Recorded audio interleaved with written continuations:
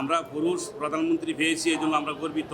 নারী যেহেতু নেত্রী নাই এখন, এটা আমাদের জন্য বড় একটা আল্লাহর শুকরিয়া, আলহামদুলিল্লাহ। এবং এদেশের মানুষ আবারও প্রমাণ করলেন যে সবসময় এদেশের মানুষ সবসময় শান্তির পক্ষে। আসলে মানে ক্ষমতা পেলেই যে তিনি সম্মানিত হবেন বিষয়টা এরকম।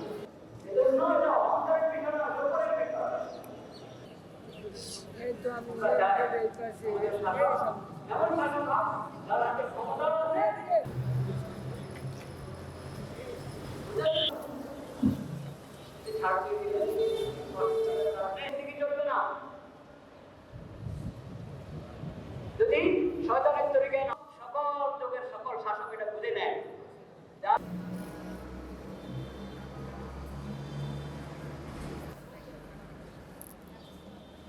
رب العزة عما يصفون وسلام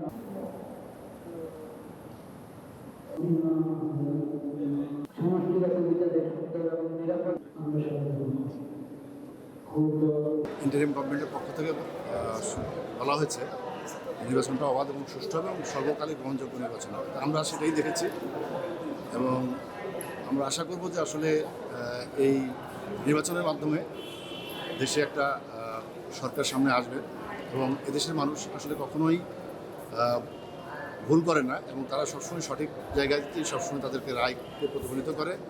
এবং এদেশের মানুষ আবারও প্রমাণ করলেন যে সবসময় এদেশের মানুষ সবসময় শান্তির পক্ষে এবং তারা সবসময় মধ্যপন্থাকেই তারা অবলম্বন করে, কখনোই তারা এক্সট্রিম কোনো কিছুকেই তারা লাইক করে না। হুজুর একটি আয়াত বলেছেন, অত ইজ্জু মান্তাসা অত জিল্লু মান্তাসা ও বিয়াদিকাল খাইর ইন্নাকা আলা কুল্লি শাইইন কাদির। আল্লাহ ইজ্জত দেন এবং আল্লাহ ইজ্জত ছিনিয়ে নেয়। এই জন্য আমরা পুরুষ প্রধানমন্ত্রী পেয়েছি, এই জন্য আমরা গর্বিত, অনেক আমরা গর্বিত এবং খুশি। তিনি যে একটা বলেছেন আসলে মানে ক্ষমতা পেলেই যে তিনি সম্মানিত হবেন বিষয়টা এরকম।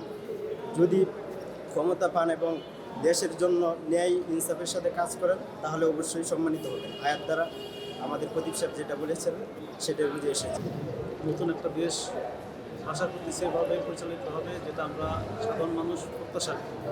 আগামী দিন যেন আমরা সন্ত্রাসমুক্ত, টেন্ডারবাজি মুক্ত বাংলাদেশ এবং শিক্ষার সুন্দর পরিবেশ বজায় থাকে, সেটা আমাদের প্রত্যাশা।